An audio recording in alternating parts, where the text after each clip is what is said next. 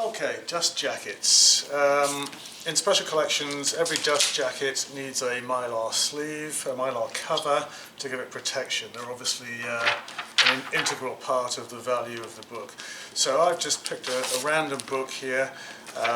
Before I started filming, I've taken the dust jacket cover off and put the book to one side, and I cut a sheet of mylar which is approximately, I don't know, 2 inches taller and 2 inches top, well, 2 inches top and bottom, and a small extension each side.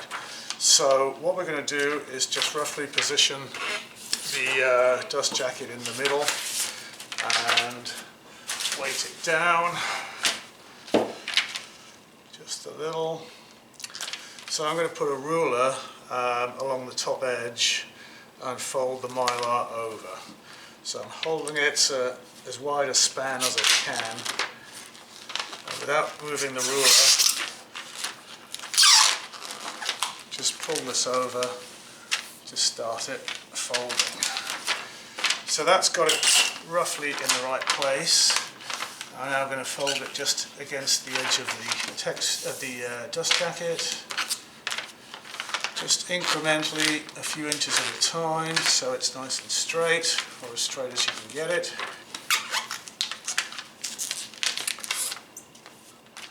And then with a bone folder, just going to ease it down so it's got a nice crisp crease in it. Reposition the dust jacket, which has a tendency to move. Push it up that way into the crease.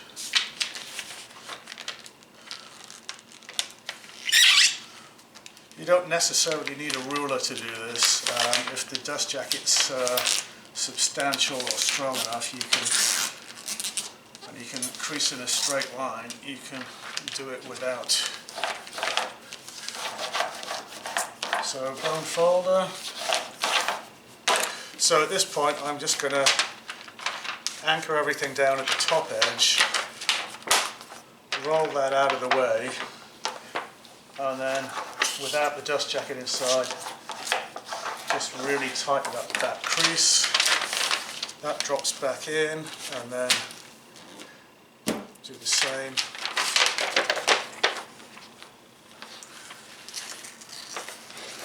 Well, I'm using the sharpest corner on there just to really flatten that out. That's a pretty good fit. So there's quite a large waist on the edge. We generally trim these down probably about an inch, 3/4 of an inch, just so that the edge of the dust jacket has some protection. And I should have been using a safety ruler there, but I didn't.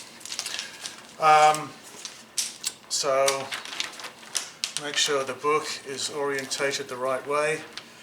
Drop it into the spine area. Loosely fold these guys round and just tighten things up a bit. Once you've tightened up, if you grab a hold of those edges where the board would be and ease the book out, and just reinforce that crease a bit so it really wants to stay on the book, because the other side right now that we haven't done obviously is going to spring off. So do them one at a time from the from the closed position. Ease those corners out, hold it in position, and just flatten them so that they want to stay. So in special collections we don't generally adhere the finished product to the actual book, but I know in circulating collections sometimes they put tape around here. The tape tends to stick to the edge of the boards. If you're going to do that, you might want to put just a protective piece in there before you put the tape around. But yep, that's a simple encapsulation. There are commercially available rolls. Just one second.